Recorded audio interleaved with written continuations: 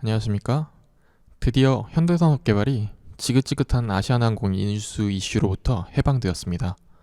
보유하고 계신 주주분들께 축하드립니다. 금호산업은 계약 해제와 동시에 질권 해제에 협조해달라, 즉 계약금 사용 권한을 달라고 요청한 상태이고, 당연히 현산 측은 이를 거절하고 소송을 진행할 것으로 보입니다. 2천억 원, 분명히 큰 돈이지만 3심까지 가려면 아무리 최소 짧게 잡아도 5년 이상 걸릴 먼 이후에 이르기에 더 이상 생각하지 않는 것이 주주들의 정신건강에 좋아 보입니다.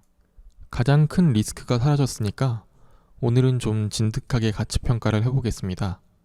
먼저 요즘 대형 건설사들의 주택시장 점유율 확대가 노골적으로 나타나고 있습니다. 증권사들의 컨센서스마다 약간씩 다르지만 2024년에 40%대까지 성장 가능할 것으로 보인다고 하네요. 연평균 약 9% 성장입니다. 전체적인 파이가 9% 성장하는 게 아니라 파이는 파이대로 성장하고 파이에서 대형 건설사들이 차지하는 점유율이 9% 성장하는 겁니다. 당연히 순이익과 매출액도 성장하겠죠.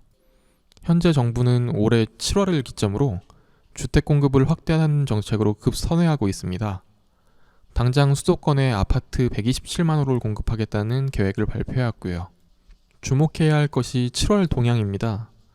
상반기까지 계속 감소하던 인하가가 7월 들어 전년 동기 대비 45.7% 증가, 착공 실적도 전년 동기 대비 7월 들어 21.2% 증가, 분양 실적은 전년 동기 대비 158.1% 증가, 준공 실적도 전년 동기 대비 42.6% 증가, 전 부문에서 개선되는 모습을 보이고 있습니다. 그럼 건설사들의 주가가 움직였나 한번 살펴보는데요. 역시 움직이지 않았네요. 이유가 있을까요? 첫 번째로 해외 건설 경기 자체가 부진합니다. 그래프를 보시면 아시겠지만 코로나로 인해 수주액이 말라가고 있습니다. 아까 시세를 확인해 본 건설사들인데요. 이 건설사들의 공통점은 해외 수주가 상당히 많은 수준이라는 겁니다. 현재 국내 현장은 코로나19에도 불구하고 선방하고 있지만 해외 현장은 현재 코로나19의 유행으로 인해 공사 자체가 이루어지지 못하거나 공기가 지연되는 현장이 점점 늘어나고 있습니다. 공기가 연장되면 당연히 공사비가 늘어나고 발주처 입장에서 공사비를 늘려서 지급해줄 이유가 없기 때문에 보통 이는 건설사의 손실로 이루어지게 됩니다. 회계 기준에 따라 건설사들은 공사 진행에 따라 수익과 매출을 인식하게 되는데요. 이러한 과정에서 나타나지 않았던 부실이 공사 기간이 연장될 시 손해로 한 번에 나타날 수 있습니다. 현재 건설사들의 주가가 수익에 비해 인정받지 못하고 있는 상황은 이러한 우려에 기인하고 있습니다. 은행주와 비슷한 상황이라고 볼 수 있죠. 각 건설사들도 이러한 상황을 당연히 알고 있고 손해가 나올 만한 현장에 대해서 미리 충당금을 설정하게 되는데요. 자료에서 나온 건설업체들의 충당금을 보면 1,700억, 1,800억, 앞으로도 최소한 저 정도 금액은 손실로 처리될 확률이 높다고 보는 겁니다. 충당금을 적게 쌓아놓은 기업은 미수금의 10% 수준, 그나마 산업은행에 의해 보수적인 회계를 운영하고 있는 대우건설이 26.7% 정도의 충당금을 쌓아놓고 있는데요. 과연 현재 해외 건설 현장에서 90%, 80%대는 못 받은 잔금을 회수할 수 있을까요? 공사 현장에 대한 의구심은 커져가는데 쌓아놓은 돈은 적습니다. 주가가 올라가기에 힘든 상황입니다. 그에 비하면 현대산업개발은 상황이 훨씬 우량합니다. 대부분 국내 현장이기 때문에 못 받은 돈도 3,300억 원 내외, 그 중에 이미 1,440억을 손실에 대비해서 쌓아놓고 있습니다. 43.6% 정도 되네요. 실제 만약에 손실이 나더라도 대응할 비용을 거의 완벽히 준비해놓고 있다고 봐도 될 듯합니다. 현재 영업이익률도 준수하고 매출액 대비 수주잔고도 상위권입니다. 그럼 다음으로 해외 비중이 상대적으로 적은 기업들을 살펴보겠습니다. 대림산업과 IS동서입니다. 먼저 대림산업의 주가, 위험 있는 건설 기업들 대비 선방하고 있습니다.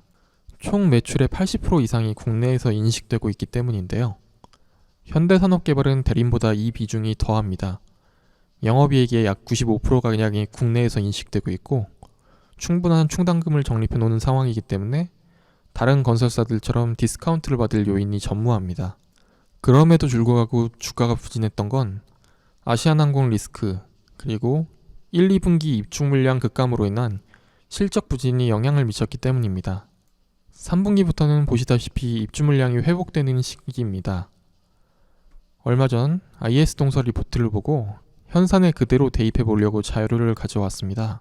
리포트를 살펴보면 기존의 기업의 PBR 1.3배를 적용하고 내년 하반기에나 착공이 가능한 현장에 잠재 가치를 가져와서 주가 산정을 했습니다. 같은 방법으로 광운대 역세권 현장을 가져와서 가치 계산을 한번 해봅시다. 광운대 역세권은 늦어도 내년 상반기 착공 예정입니다. 광운대 역세권 사업은 6,100억짜리 토지에 주택 1.7조, 상업시설 0.2조를 들여 총 공사비 2조 5,100억 규모의 사업입니다.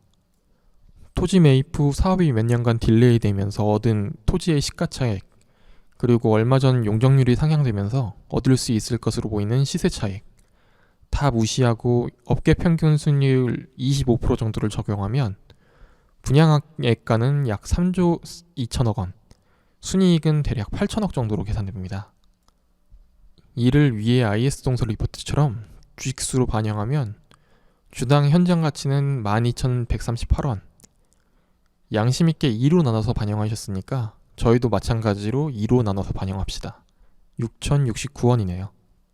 IS 동서는 역사적 PBR 밴드를 적용하여 1.3배를 적용했지만 우리는 그마저로 디스카운트해서 양심상 한 배만 적용합시다.